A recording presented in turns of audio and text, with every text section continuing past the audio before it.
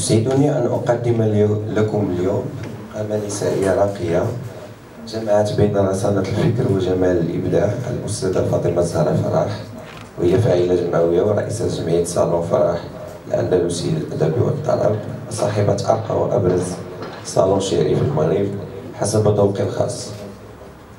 صالون أصبح محطة ثقافية تحتضن المبدعين وتمنح للكلمة فضاء يليق بجمالها، وهي كذلك كوتش في التنمية الذاتية، وتؤمن بأن الكلمة يمكن أن تهذب الروح، وبأن المعرفة قادرة على فتح أبواب جديدة للإنسان.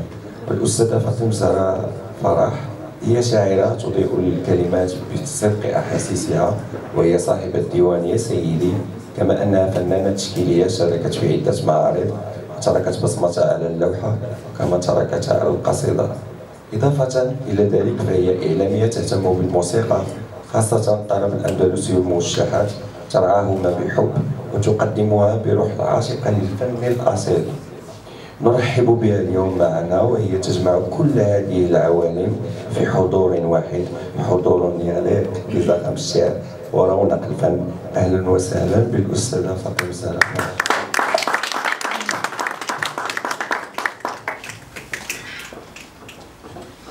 اولا مساء النور ومساء الخير عليكم جميعا. جد مسروره بتواجدي وسط هذه الثله الجميله من الشعراء القدماء تبارك الله، بالاخص الشباب.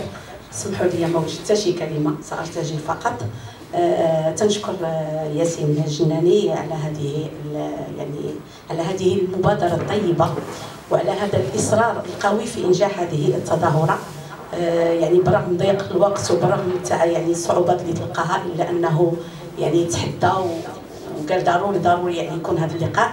من هذا المنبر انا تنشجعه وتنحييه وتنفرحوا صراحه فاش كنشوفوا الشباب ديالنا تيهتم بالشعر وبالكلمه.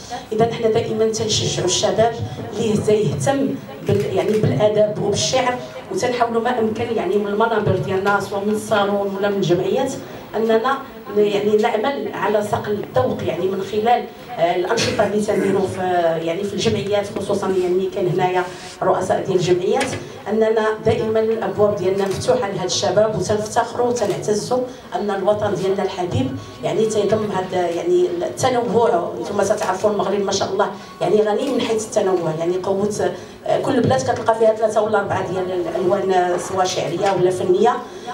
وبهذه المناسبه انا مره اخرى تنحيي الشباب وتنحيي ياسين على هذه البادره الطيبه. كيف ما قلت لكم بالنسبه ليا ما وجدتش، ولكن بما اننا حنا تنوجدوا لواحد النشاط مقبلين عليه، هو عيد المسيره وعيد الاستقلال والاقرار ديال عيد الوحده، اللي ان شاء الله غادي يبقى هو احتفال وطني نحتفلوا به كل سنه. يسرني ان اقول لكم اننا سررنا باعياد مغربنا، وفي القلب ذكرى لها غاليه، وسعداء جدا بتخليدها، ملكا شعبا وسدة عاليه. فيا صانع الامجاد في تاريخنا، فامجادكم كلها زاهيه. وها عيد الوحده اليوم عيد لنا، تحتفي به المدن القرى والباديه. فعشت عظيما مقداما يا شعب المغربي، ودام لكم سيد النصر العز والعافيه. شكرا. أنا قصيدتي بعنوان عشق يتعملق. عشق يتعملق. أنا عشقي للكتابة عشق يتعملق، يجعلني أمشي والشعر مني يتدفق. عشق يعبر كل الجسور، يشق طريق الإبداع، يرسم للشمس 1000 شعاع، وفي كل البحور يغوص ويتعمق.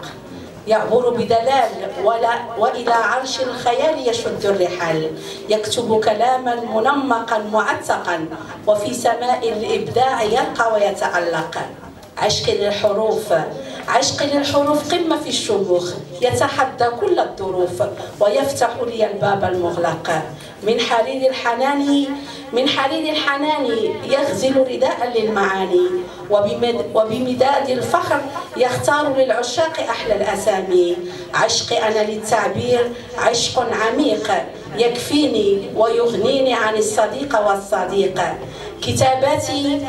كتاباتي كل الفصول تعتريها، بأفراحها ومآسيها، أحسها كمملكة بحواشيها، وأنا العاشقة المتيمة فيها، أحنو شوقا صوب مناحيها، أهديها الأساور والقلائد، أنظم فيها قصائد تجعل الثلج جمرا في صقيع لياليها، فالحبر غسل أحزاني وزرع روح الحرف في جسم الفاني، فأضحى قلبي محراب حب تشع منه الفرح والأماني، فسكوني ثروتي جنوني نشوة في طقوسي أبوح بها لا أداريها، أكتب ومن الواقع أهرب، فأقلامي ملهمة سخية وفية مسلمة لا شية فيها، كريمة جدا سواقيها، أشرب نخبها وأسكر وتسافر بي بعيدا قوافيها،